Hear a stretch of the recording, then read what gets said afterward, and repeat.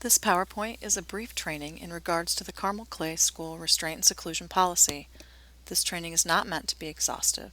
If you have questions, please contact your building administrator and read the policy in its entirety.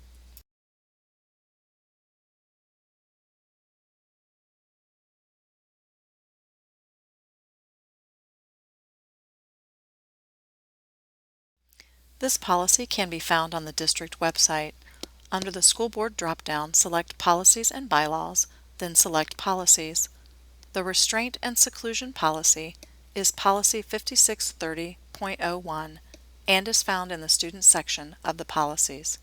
It is important to note that the policy applies to all Carmel Clay students and that staff are expected to utilize multiple other strategies in order to minimize and/or eliminate the need for the use of restraint and seclusion.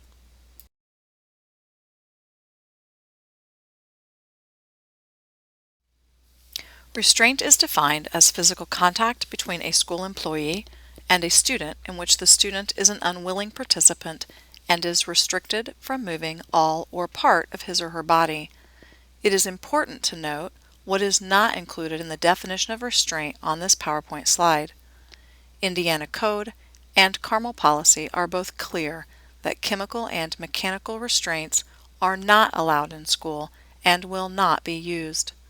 Any prone restraint, meaning face down on a horizontal surface, is not authorized in Carmel Policy and will not be used due to the risk of positional asphyxia. Seclusion is defined as a student being alone in a room or area and staff preventing the student from leaving. Isolating a student away from other students with an adult still present in the room or area does not constitute seclusion. Additionally, timeout, when defined as a withdrawal of reinforcement to modify behavior, is also not considered seclusion. Timeout, however, should always be developmentally and behaviorally appropriate and short in duration.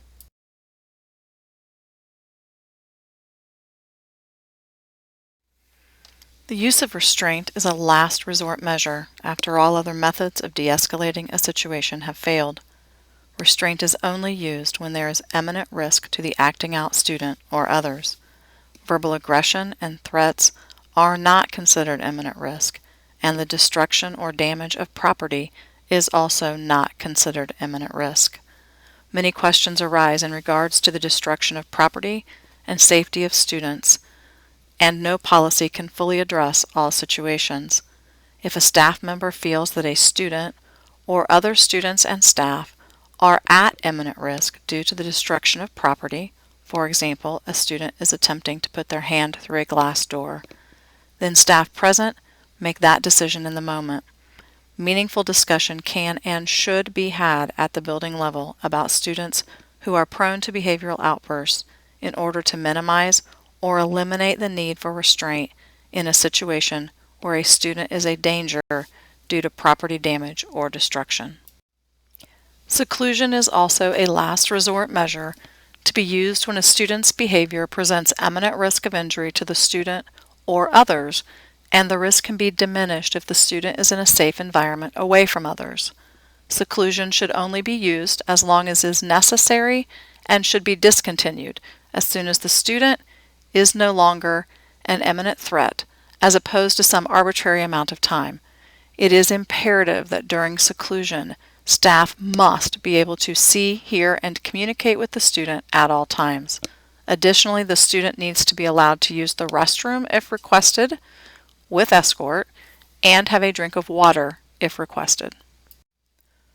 Both restraint and seclusion should only be used by staff who have been trained in the safe use of restraint and seclusion and whose training is current.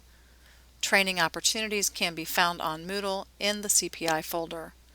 All restraint and seclusion instances should be monitored carefully and continuously to ensure the safety of all involved, and should never be used as a means of punishment or to force a student to comply with staff commands.